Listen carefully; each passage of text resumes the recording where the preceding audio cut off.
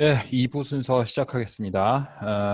아까 그 메시지 남겼던 사람들 다 출석 체크했고, 지금 3명이 아직 출석 체크 안 됐는데, 여지훈 왔어요? 혹시 여지훈? 여지훈 아직 안 왔고, 김현동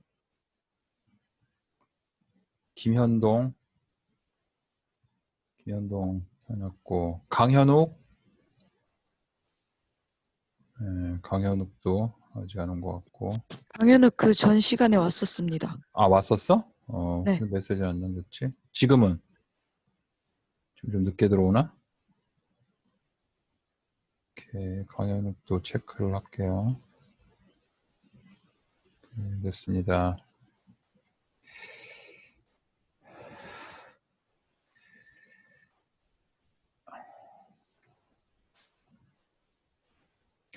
왜 안 들어와, 애들? 어? 애들 도망간 거 아니야?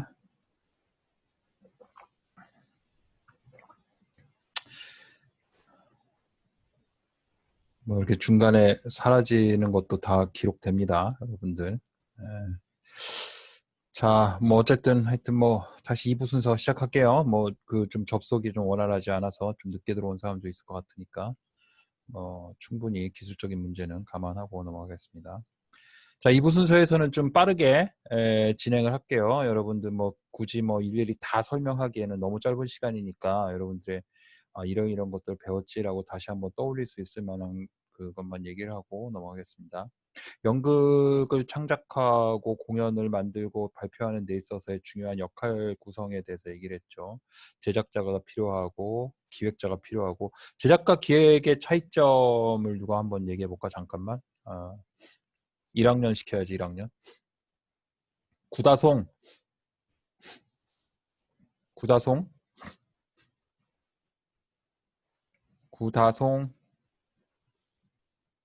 네. 예. 네. 제작과 기획의 하는 일의 결정적인 차이점이 뭐가 있을 것 같아요? 제작과 기획이요? 네네. 어, 제작자가 있고 기획자가 있는데 어떤 게 달라요?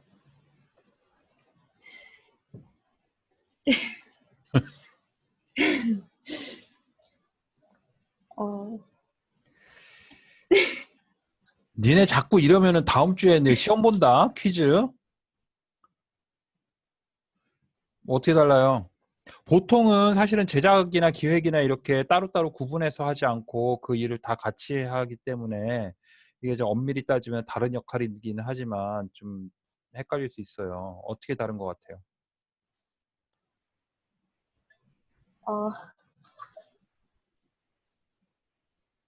제작이랑 기획은요. 음.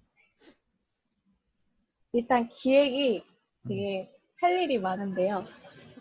제작은 할 일 없어요? 어, 네, 이렇게 물어볼게요. 그럼 쉽게 물어볼게요. 네. 지금 우리가 창작하고 있는 공연, 계획하고 있는 공연에 대한 홍보, 기획이 해요? 제작이 해요? 기획이 합니다. 왜? 그럼 제작은 뭐예요? 공연, 제작은, 죄송합니다. 죄송합니다. 야, 다른 사람 시켜봐. 저는,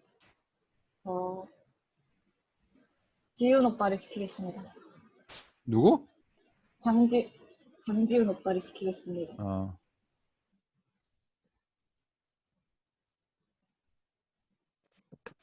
예. 네, 얘기해 보세요. 기획은 예산을 돈을 만지고 네. 돈을 좀 쓰고 하고 제작자는 말대로 돈을 시작하는 것이지 않을까. 뭐 다소 표현이 거치기는 했지만 두 사람의 차이점을 명확하게 다소 그나마 좀 얘기한 것 같아요. 사실 어떻게 보면은 두 사람의 역할을 다 같이 하는 게 통상적이지만 엄밀히 따지면은 기획은 예산에 있어서 그걸 집행하는 데 주로 일을 많이 하고 그러니까 좀 사실은 뭐 현장에서 일을 많이 한다라고 볼 수가 있는 거죠. 제작자는 사실은 펀딩을 하죠. 그 공연에 필요한 그 예산을 확보하는 일을 좀 집중적으로 하면서 사실은 그 파이낸스를 담당하는 경우가 주로 많죠. 뭐 연극계에서는 뭐 따로따로 하기가 좀 힘드니까 두 일을 기획이 다 같이 하기는 하고 하는데 그런 어떤 뭐 차이점이 있을 수가 있는 거죠. 뭐 그 밖에 뭐 다른 어떤 디테일한 차이점들은 뭐 그 역할을 맡게 되면은 또 분명히 구분되는 부분이 있죠. 뭐 홍보도 기획이 맡아야 되는 거. 그러니까 기획 같은 경우에는 운영적인 측면에 있어서가 좀 중요하고 제작자 같은 경우에 있어서는 이렇게 생각합니다. 오너십이 제작자한테 있는 거죠. 공연을 만들면은 그 공연의 그 컨텐츠나 그것이 만들어졌을 때에 그 저작권도 사실은 계약에 따라서 조금씩 달라져요. 하지만 그 프로덕션 자체에 대한 어떤 그 뭐랄까 그 그 뭐죠? 그 가장 기본적인 권리는 제작자한테 있게 되는 거죠. 왜냐하면 제작자에 의해서 이제 고용이 되고 막 하는 것이기 때문에. 뭐 이렇게 뭐 크게 중요한 건 아니니까 뭐 아무튼 넘어갈게요. 다시 한번 그 역할에 대해서 좀 부분적으로 알고 있는지에 대해서 얘기를 해봤어요. 또 연출의 역할이 있고 드라마 트루그가 있죠. 드라마 트루그가 하는 일은 연출이 혼자 모든 작품에 대한 분석이나 아니면 연구, 자료조사 이런 것들을 혼자 다 할 수가 없기 때문에 옆에서 도와주는 거죠. 그러나 이제 그 드라마트루가 그런 어떤 보조적인 역할만 하는 건 또 아니에요. 그 예를 들어서 독일 같은 경우에는 극단 전체의 대표가 드라마트루그가 맞는 경우가 많아요. 그 사람이 이제 전체 시즌의 방향성을 잡고 뭐 이론적인 측면에서 그 뭐죠 시즌을 기획하는 거죠.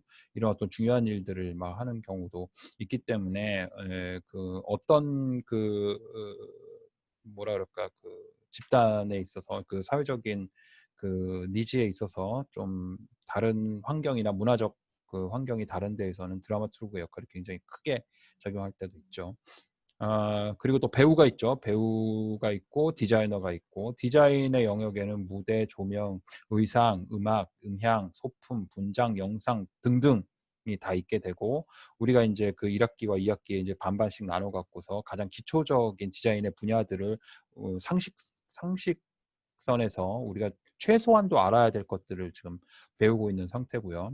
그 다음에 또 크루들이 있죠. 크루들. 오퍼레이터도 크루로 들어갈 수 있고 또 백스테이지 크루도 있을 수 있고 뭐 다 크루라고 이제 통칭을 하죠. 그 다음에 스테이지 매니저, 무대 감독. 무대 감독의 역할이 사실은 그 우리나라에서는 굉장히 제한적인 역할로만 인식이 되어 왔었는데 지금 현장에서는 굉장히 많이 바뀌었고 그 지속적으로 바뀌고 있습니다.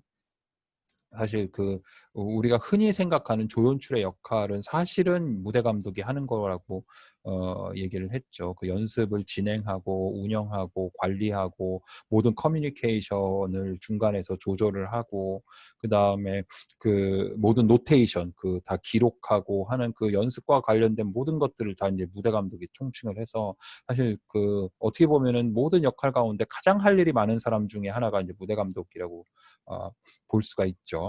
근데 이제 조연출의 역할이 좀 헷갈리는데 이제 과거에는 연출을 배우고 싶어서 혹은 극단에서 이제 그 식구가 되고 싶어서 그 거의 뭐 무보수로 일하고 뭐 일 배우고 하는 그런 어떤 그 형태의 극단이 운영됐을 때는 그냥 조연출이 여러 가지 잡다한 일을 다 하니까 조연출은 잡다한 일을 하는 사람이라는 인식이 너무나 세요. 지금도 그렇게 하는 극단들도 많고 하기 때문에 그러나 엄밀히 따져서 조연출은 연출입니다. 그러니까 연출이 해야 할 일을 나눠서 가져가는 것이지 그런 다양한 그 뭐지 리허설 진행에 관한 여러 가지 일들을 챙기고 하는 것은 사실은 무대 감독의 역할이고 또 무대 감독의 역할이 리허설 챙기는 것뿐만이 아니라 공연 때 콜을 하고 공연의 전반적인 흐름이나 이런 것들을 관장하고 하는 아주 굉장히 중요한 역할이라고 얘기를 했고 우리 학교의 시스템은 그러한 시스템을 따라가고 있어요. 왜냐하면 현장이 다 지금 그런 식으로 바뀌고 있기 때문에 그렇습니다.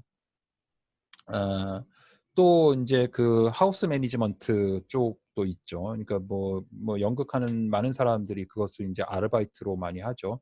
그 극장이나 이런 데서 그 극장의 운영, 그다음에 공연의 이제 시작과 끝의 관리, 관객들 컨트롤하고 뭐 이러한 일들을 하는 또 하우스 매니지먼트의 부서들도 있죠.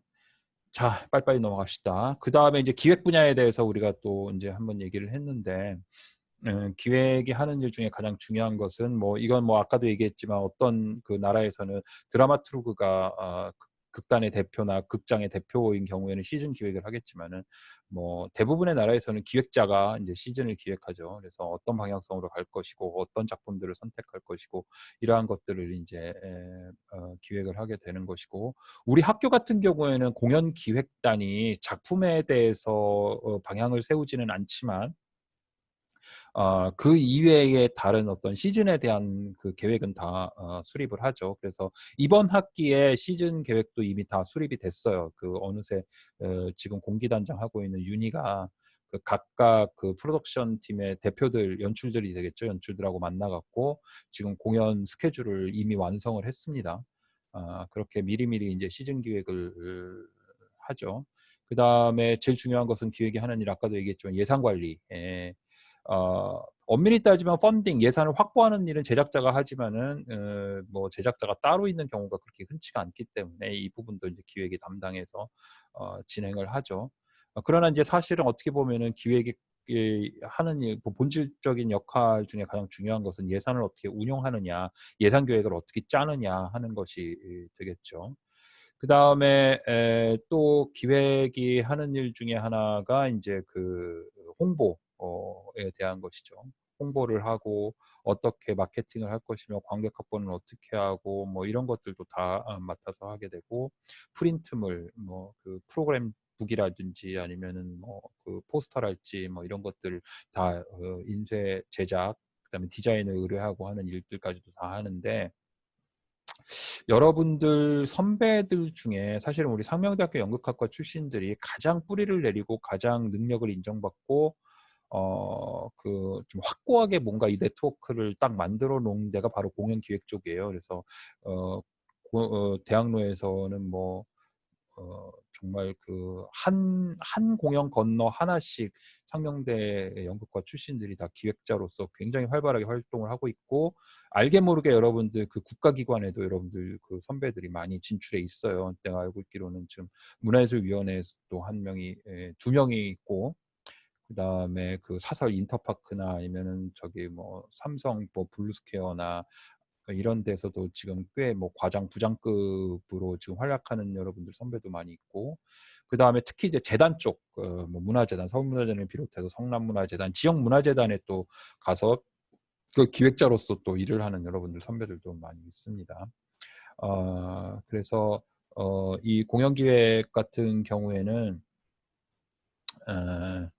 사실은 그 뭐랄까요, 지금 우리 이론 전공이 따로 있기 때문에 이론 전공생들 중에서 기획 쪽으로 좀 관심이 많은 사람들이 많이 있다라고 알고 있는데, 그런 사람들은 우리가 학교에서 공연 기획단이 하는 일들, 혹은 뭐 내가 공연을 담당했을 때 기획자로서 하는 일들을 좀 훈련을 하고 나가면은 그 현장에서 아주 그 스무스하게 연착륙할 수 있는 그런 또 우리의 그 프로덕션 시스템이 갖춰져 있죠. 물론 공연 기획단이 모든 공연에 대해서 다 책임지고 기획을 해주는 건 아닙니다. 각각의 공연 제작 실습에마다 기획자가 또 따로 있어요. 그러니까 공연 기획단은 이제 전체적인 시즌을 관장하는 일을 하는 거죠. 자, 그렇게 이제 공연 기획이 또 있고, 이 기획의 개념에서 이제 두 가지로 좀 편의상 나눠서 생각하라고 그랬죠. 이게 뭐 이렇게 법칙으로 딱 이렇게 나눠져 있는 건 아니지만, 하나는 이제 공연 기획, 그러니까 순수하게 어떤 예술의 창작물이나 공연이나 이런 것들을 기획하는 그 기획자들도 있는데, 그 반면에 또 행사 기획이 또 하나의 그 큰 카테고리로 잡고 있죠.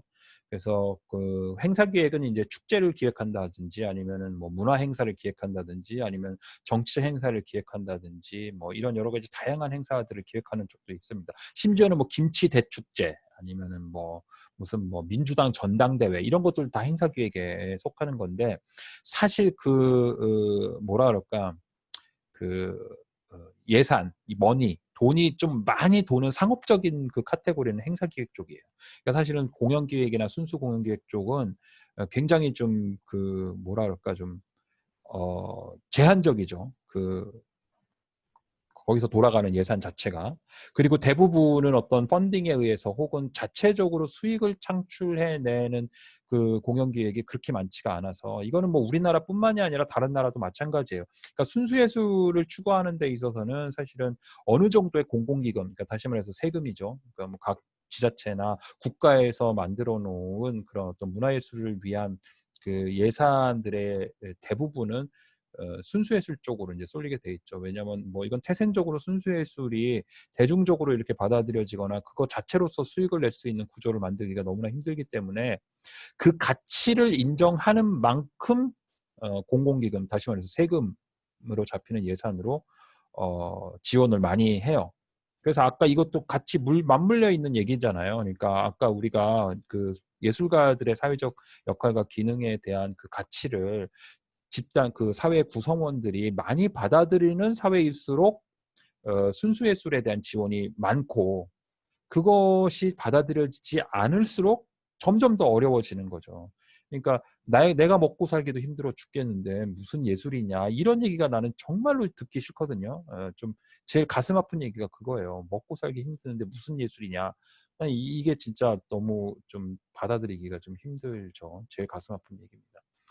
그 삶이 힘들고 고난이 다가오고 먹고 살기가 힘들수록 나의 그 정신적 혹은 감성적 그 위로를 사실은 예술 작품, 예술계가 좀 이렇게 좀 보듬어서 안아야 되는데 뭐 그게 좀 안타깝죠. 내가 지금 계속 안타깝고 막 이런 것들에서 강조를 하는 이유는 뭐 세상이 그렇고 환경이 그렇기 때문에 그냥 탄식만 하고 있자 이런 소리는 아닙니다. 우리 나부터 이제 발벗고 나서서 그거를 좀 바꾸고 좀 이렇게 좀 인식을 좀 전환시키고 나부터도 어떤 사회적 가치를 위한 일들을 좀 많이 하자 뭐 이런 얘기를 강조하고 싶어서 하는 거예요. 사실 어제도 그런 그 프로젝트를 지역에서 하는 프로젝트의 전체 그 PM, 프로젝트 매니저들 회의를 했었는데 거기에서도 가장 많이 나왔던 게 바로 사회적 가치를 어떻게 우리가 추구를 해야 되냐. 거기다 예술단체들하고 재단하고 이렇게 모여서 포럼 같이 이렇게 진행을 한 그 모임이었는데 거기서 가장 중요한 것이 바로 그거였어요. 그런데 이제 너무 지나치게 그 당사자들, 예술가들이나 재단이나 그다음에 주변에 아는 지인들만을 위한 프로젝트는 이제 더 이상 하지 말자. 제발 좀 지역계 주민들, 일반인들 그들에게 어떤 리치아웃이라고 그러거든요. 그거를 좀 다가가는 노력들을 더 강조하자 이런 얘기를 좀 많이 했던 것이 또 새삼스럽게 기억이 납니다. 기획이 하는 일 중에 또 가장 중요한 게 바로 그 부분이에요. 관객 개발을 해야 됩니다. 그래서 맨날 아는 사람들 데려와서 연극 보게 하면은 파이는 커지지 않죠. 그러니까 어떻게 하면은 이 공연에 전혀 관심 없던 사람들, 그러니까 나는 개인적으로 막 이런 목표를 좀 세웠으면 좋겠어요. 이 공연을 하는 데 있어서 내가 생전 처음 공연, 연극이라는 걸 생전 처음 본다라는 그 비중을 최소한 이번 공연에 10%를 내가 유치를 하겠다. 뭐 이런 정도의 어떤 구체적인 목표들이 좀 있었으면 좋겠다라는 거죠. 그게 관객 개발이고 진정한 홍보죠. 그게. 아는 사람들한테 돌려봤자 그게 뭐 아무 소용이 없는 거예요. 그런 의미로 여러분들이 학교 내에서 무슨 공연을 기획하거나 할 때 나중에라도 우리 학교 캠퍼스에 있는 그 수천 명의 학생들 가운데 연극과 공연을 한 번도 보지 않은 사람들이 훨씬 더 많잖아요. 그렇기 때문에 그 사람들에게 어떤 공연 관람의 기회를 제공하고자 하는 것이 나는 홍보의 포인트가 됐으면 좀 좋겠는데 그냥 우리가 뭐 제한된 좌석에서 그 선후배들 단관 혹은 또 뭐 매번 보던 사람들에게 하는 홍보 이런 것들이 객석 채우기가 제일 수월하니까 그런 노력들이 좀 너무 없는 것 같아서 좀 아쉽습니다. 그러니까 그런 것들도 굉장히 중요한 기획의 일 중에 하나다라고 하는 거. 그리고 기획이 또 해야 될 일은 이제 예산을 어떻게 짜고 예산안 짜는 거 여러분들 뭐 시험으로도 받고 했기 때문에 뭐 다시 설명 안 하고 넘어가겠습니다. 그 다음에 기획서 쓰는 거 굉장히 중요한 문제라고 얘기를 했죠. 기획서 이제 우리가 그 창작 기금을 어떤 기관에서 받을 수 있으며 또 우리가 젊은이로서 그 신인 새롭게 이제 그 필드에 나가서 활동하려면은 이제 그 뭐죠? 그러니까 젊은 예술가들을 위한 여러 가지 또 기금들과 프로젝트들이 있는데 그런 것들을 수혜받기 위해서 기획서를 어떻게 작성을 할 것이며 뭐 그다음에 또 펀딩을 위한 기획서, 그러니까 협찬 제안서는 또 완전히 형식이 다르고 뭐 이런 개념들도 다 설명을 했습니다. 자, 그럼 기획 부분에 대해서는 뭐 이 정도로 간단하게 여러분들의 기억을 상기시키고 다음에 이 부분은 매번 강조해도 모자라고 안다라고 해서 안심할 수 없는 그런 분야이기 때문에 또 질문을 몇 개 하겠습니다. 극장 안전에 관한 얘기입니다. 극장 안전. 자, 누가 눈에 딱 들어오나? 김영은이 지금 딱 가운데 줄에 위치하고 있네. 예. 예. 극장 안전. 자, 극장에서 갑자기 비상사태가 발생했어요. 1번으로 뭘 해야 되지? 비상사태가 발생했습니다. 그 음. 무대 감독이 그 이머전시 매뉴얼에 따라서 옆에 있는 사람에게 119에 신고하라고 지시를 합니다. 그 지시를 할 때 중요한 다음. 것은? 중요한 것이요? 그 지시를 할 때 반드시 해야 하는 행동. 손가락으로 가리킵니다. 그렇죠. 눈을 쳐다보면서 만약에 내가 전화하지 않으면 큰일 날 것처럼.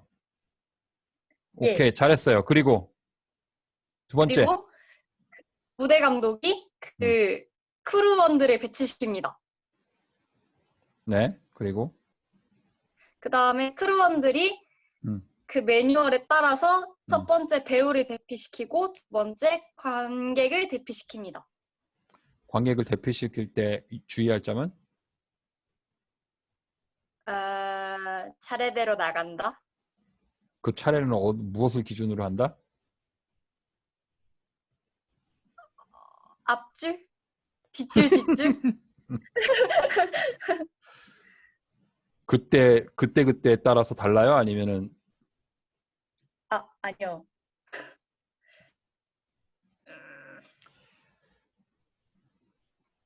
그 즉흥적으로 하려 그러면 안 됩니다. 그거 통제가 안 돼요, 절대로. 네. 이게 사람들의 목숨이 달려 있는 문제이기 때문에 앞줄부터 일어나세요. 그럼 뒷줄 사람들 같이 일어납니다. 그렇잖아요. 그거 막을 수 있는 방법 있어요? 없어요. 그죠? 그래서 중요한 점은 뭐 지금 다 잘 얘기했어요. 뭐 내가 틀려서 얘기하는 게 아니라 보충 설명입니다. 관객을 대피하는 그 매뉴얼은 매 공연마다 달라져요. 왜냐하면 우리 학교 같은 경우에는 블랙박스 티어터이기 때문에 매 공연마다 좌석의 배치가 달라져요.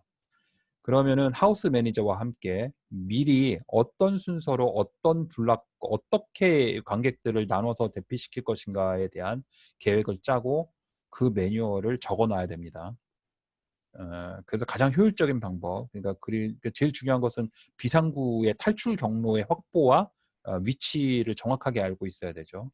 그리고 그 탈출의 경로에 따라서 크루들이 미리 약속된 곳으로 배치가 돼야 돼요. 그래서 지금 방금 말한 이 모든 그 과정은 거의 뭐 10초 안에 끝날 수 있도록, 10초는 좀 너무했다. 한 30초 안에 끝낼 수 있도록. 이게 1분까지 가지도 않아요. 그러니까 전화에 하면은 벌써 뭐 5초면 가능하고, 그 다음에 배우들 대피시키고 크루들 약속된 위치로 가세요 하고 막 뛰어서 따다다닥 가면은 그거 뭐 한 20초면 되죠. 그러니까 내가 볼 때는 이게 잘 훈련만 돼 있으면 30초 안에 끝납니다. 그리고 나서 대피하는 데 있어서 순서를 안 지키면 그게 이제 아수라장이 되고, 여러분들 이제 그 뭐 해외 뭐 이런 사고가 났을 때 사람들이 다치거나 목숨을 잃거나 하는 안타까운 사고는 한꺼번에 무질서하게 한 통로로 몰리다가 거기에 진짜 단 한 명만 넘어져도 사람들 못 빠져나가요. 이거 컴퓨터 시뮬레이션으로 여러 번 반복해서 그 실험을 해봤기 때문에 이건 뭐 자명한 일입니다. 그래서 질서정연하게 빠져나가는 것이 훨씬 빨리 빠져나갈 수 있고, 그거 우리가 17학번 애들하고 2번 정도 실험을 해봤어요. 연극 실험실에서. 그런데 뭐 실험을 해봤을 때 다 5분 안쪽이었어요. 그러니까 모든 사람들이 다 빠져나가는데 5분도 안 걸려요. 5분이 뭐야? 3분 뭐 이렇게밖에 안 걸려요. 그러니까 이게 계획만 잘 세우고 훈련을 어느 정도 해 놓으면은 정말 그 아주 순간적으로 이게 싹 대피가 가능하거든요. 우리는 뭐 어차피 이제 이 그 계단관 공간 안에서 많은 시간을 보내고 공연도 거기서 많이 하니까 그 이런 좀 훈련 같은 것들이 좀 필요합니다. 공연자 안전과정. 예, 대답 잘했고 두 번째 질문. 영은이가 누구 한 명 지목해 보세요.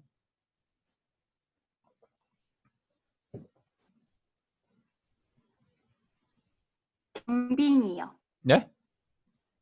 김경빈이요. 김경빈. 네. 네, 역시 공연장 안전과 관련해서 극장에서 제일 조심해야 될 거. 추락이나 감전사요. 추락이나 감전사가 왜 일어난다고 생각하세요? 조명을 달 때 일단 음. 위에서 조명을 달다 추락하는 경우도 많고, 그리고 조명을 다는 경우에 만약에 맨손으로 했다거나 세이프티 고리를 걸지 않았거나 뭐 이런 식으로 사고가 많이 나는 것 같습니다. 추락 사고는 추락 사고요? 네. 네, 바텐에 갔다가 이제 세이프티 고리를 안 걸어서 그거는 이제 기계가 떨어지는 경우고 추락 사고는 이제 네. 사람이 떨어지는 경우. 그런 사고들은 왜 나요?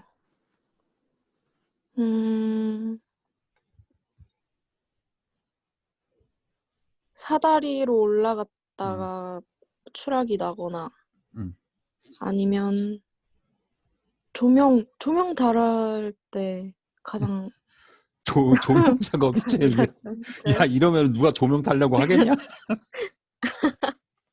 뭐 다 맞는 얘기 했습니다.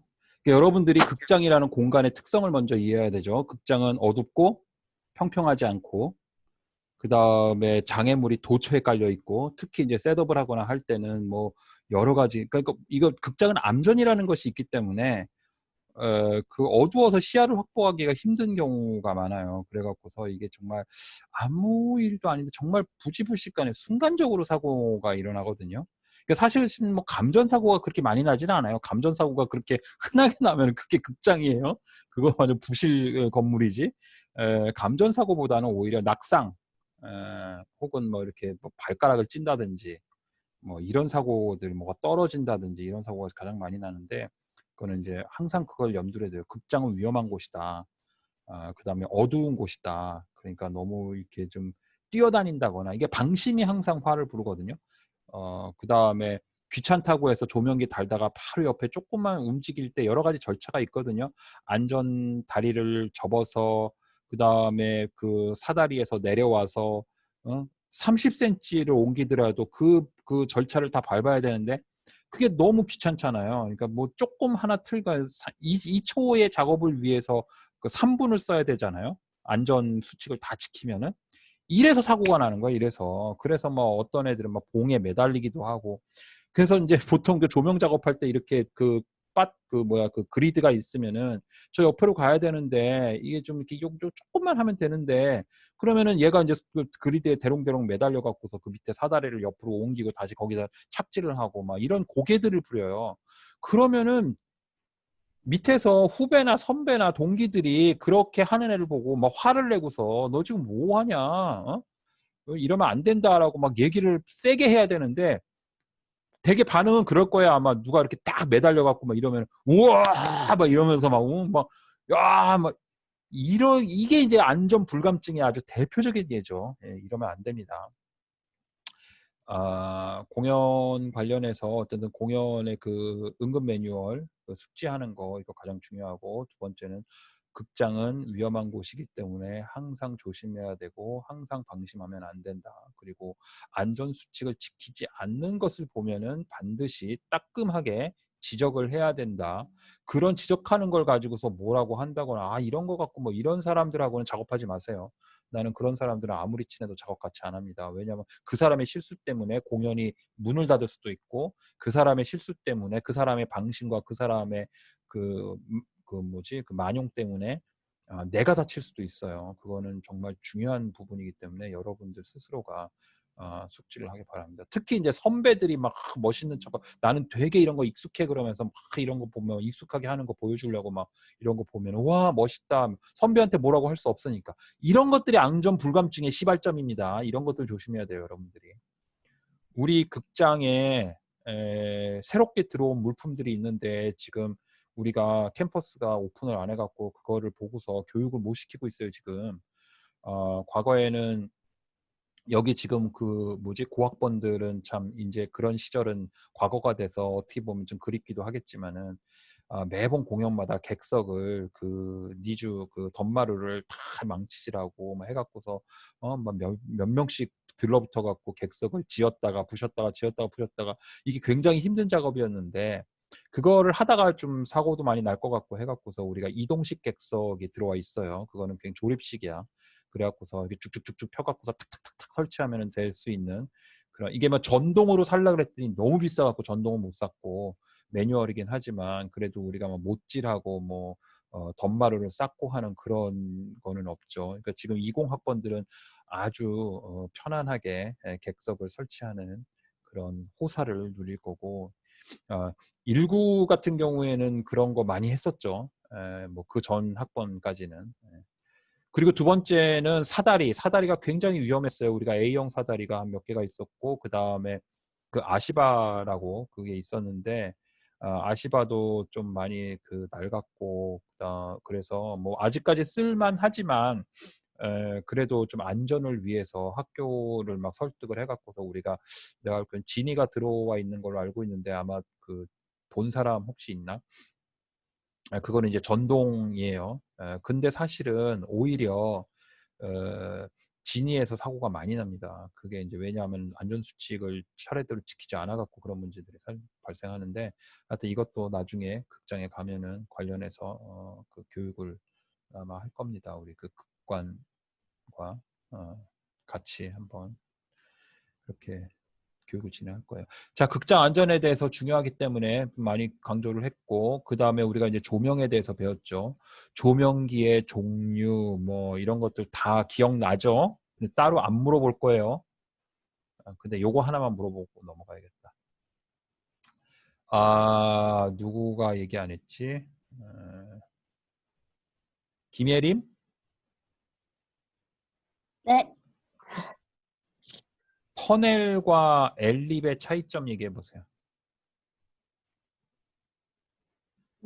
일단 엘립은 빛에 초점을 맞출 수 있고요. 퍼넬이랑 다르게 빛각기가 있어요. 그리고 고보랑 패턴을 끼울 수 있어요. 퍼넬은? 퍼넬은 부드러운 빛을 표현할 때 쓰고 고보는 잘 안 쓰고 반도어가 있다는 게 특징입니다. 오, 좋아요. 그래서 쓰임새는 퍼넬은 주로 어디에 쓰고 엘립은 주로 어디에 써요? 네, 퍼넬은 분위기나 무대를 골고루 밝게 비출 때 사용하고요. 에리아를 네, 에리아 사용하고 그리고 엘립은 그 뭐라 해야 되지? 한 사람을 이렇게 포인트에서 비출 때? 스포트라이트. 네네네. 그럴 때 사용합니다. 혹은 빛으로 형상을 깎을 수도 있고 만들어낼 수도 있고. 네. 그렇죠. 예, 거의 완벽하게 잘 얘기했습니다. 자, 그러면은 예림이 덕분에 조명은 넘어갑시다. 자, 그리고 음향과 음악에 대해서 얘기를 했죠. 음악과 음향의 어떤 기본적인 시스템과 그 소리가 나는 그 원리, 그 다음에 기계들, 그 어떤 것들을 다뤄야 되는지, 그 다음에 음악과 음향이 그게 공연의 장면이나 뭐 캐릭터 이런 것들을 어떤 식으로 이렇게 상호작용을 하는지, 그 다음에 쓰임새는 어떤지, 뭐 이런 것들에 대해서도 다 얘기를 한 것을 알고 있어요. 여기서도 한 가지만 물어보고 대답을 잘하면 넘어갈게요. 누가 얘기를 할까? 1학년 중에 나윤진 네. 출동. 자, 마이크 콘덴서하고 다이내믹하고 차이점. 콘덴서 마이크는 내장되어 있는 건전지가 있어서 추가적인 전력이 필요가 없는 반면에 반대로 설명했나요? 잘 생각해 보세요. 뭐 콘덴서에 전전지가 들어가는 건 맞아요. 네. 그래서 다이나믹보다는 좀 더 그 야외에서 쓰기 괜찮은 마이크고요. 거꾸로 그리고 얘기하는 거 아니야 지금? 어? 큰일 났네요. 정리해봐 정리 빨리. 네. 그 음. 다이나믹이랑 그리고 콘덴서 마이크의 차이는 우선 건전지의 안에 들어가 있냐 유무의 차이가 있고, 그리고 다이나믹은 안에 건전지가 없어서 추가적인 전력이 필요하고요. 좀 필요해? 더 필요해? 필요하지 않나요? 필요 없어요 다이내믹은. 아, 그냥 꽂기만 하면 돼. 죄송합니다. 추가적인 전력이 필요한 건 콘덴서 마이크지. 추가적인 전력을 공급하기 위해서 배터리가 들어가는 거고. 네. 예. 그래서 쓰임새는 쓰임새는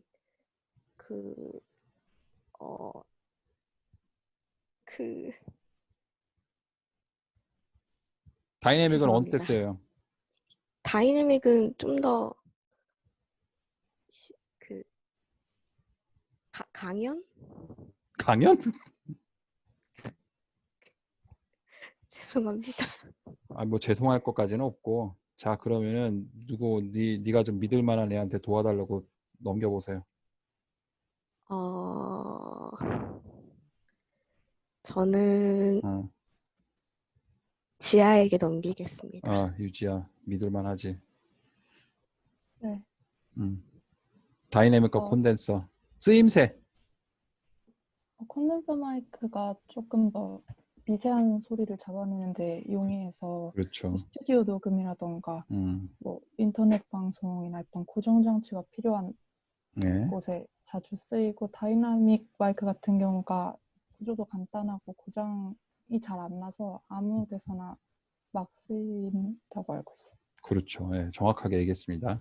다이내믹은 그 안에 자석이 들어가 있기 때문에 전류가 없어도 그 전류를 만들어내죠. 그 다이어프레임이 막 움직이면서. 그렇기 때문에 그 미세한 전류를 앰프로 증폭해서 쓰기 때문에 어떻게 보면 구조가 되게 간단해서 야외나 아니면은 좀 이렇게 여기저기 많이 쓰이겠죠. 성능이 뭐 나쁜 건 아니에요. 다이내믹 마이크도 뭐 비싼 건 엄청 비쌉니다. 컨덴서는 굉장히 감도가 세밀해서 이렇게 좀 여러 가지 소리가 같이 들어오는 뭐 야외에서 쓰기에는 좀 적합하지가 않고, 이게 또 전류를 사용해 갖고서 공급을 해 갖고서 이걸 그 움직이는 전류를 만들기 때문에 이게 이제 뭐 밖에서 쓰거나 뭐 아니면은 뭐 여기저기 들고 다니면서 쓰기에는 좀 적합하지가 않죠. 뭐 쓰는 사람도 있긴 하겠지만은. 그래서 주로 이제 스튜디오에서 쓰는 게 이제 콘덴서 마이크다라고 생각을 하면 됩니다. 근데 어디 가서 마이크를 잡았는데 이상하게 안 돼, 뭐 문제가 없는데, 그럼 이게 콘덴서의 가능성이 커요. 그러면 건전지 안 넣었구나, 막 이렇게 볼 수가 있는 거죠. 자, 이것뿐만이 아니라 뭐 여러 가지 픽업 패턴에 대해서 뭐 이렇게 여러 가지 얘기했는데, 그 스피커의 종류 뭐 이런 것들도 기본적으로 알아야겠죠.